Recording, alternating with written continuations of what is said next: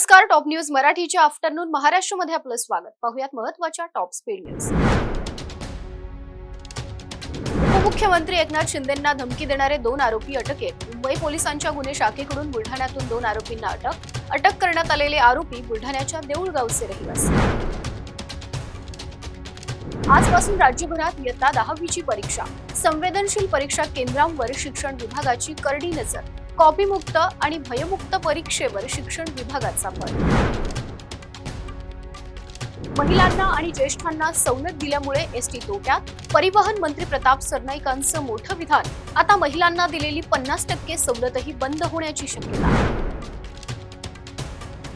दिल्लीत आज साहित्यिकांचा मेळा. दिल्लीत साहित्य संमेलनासाठी जय्यत तयारी. पुढील 3 दिवस सुरू राहणार साहित्य संमेलन. कृषी मंत्री माणिकराव कोकाटे यांची आमदारकी अडचणीत. लोकप्रतिनिधी कायद्यानुसार शिक्षा झाल्यास सदस्यत्व रद्द होण्याची शक्यता. अपात्रतेबाबत विधिमंडळ सचिवालयाच्या भूमिकेकडे असणार आता लक्ष.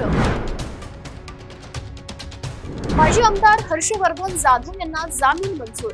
पोलीस कर्मचाऱ्याला करण्यात आलेल्या मारहाणीचा खटला आणि शासकीय कामात अडथळा निर्माण केल्याचं प्रकरण. जाधव यांना सशर्त जामीन मंजूर. कुख्यात गुंड गजामाने टोळीचा कोथरूडमध्ये धुमाकूळ. हॉर्न वाजवत गाड्यांचा ताफा घेऊन जाताना वाद. किरकोळ कारणावरून दुचाकी चालकाला बेदम मारहाण. मुख्यमंत्री देवेंद्र फडणवीस 25 फेब्रुवारीपर्यंत तिन्ही गॅझेट लागू करतील. 3 महिन्यानंतर सगळ्या सोयऱ्यांची अंमलबजावणी करणार. मनोज जरांगे पाटील यांची मराठा आरक्षणावर प्रतिक्रिया. पंढरपूरच्या 130 कोटी रुपयांच्या कामाची निविदा रद्द. दर्शनासाठी नव्यानं बांधण्यात येत होता दर्शन मंडप आणि स्काय वॉक. तांत्रिक कारणामुळे निविदा थांबवल्याची माहिती.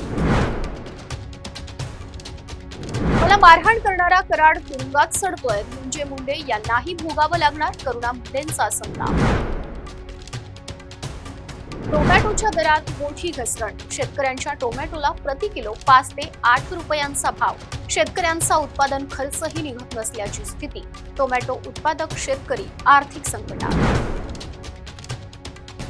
टॉप न्यूज मराठीच्या आफ्टरनून महाराष्ट्रमध्ये इथेच थांबूयात. पाहत रहा टॉप न्यूज मराठी. आपला महाराष्ट्र, आपली बातमी.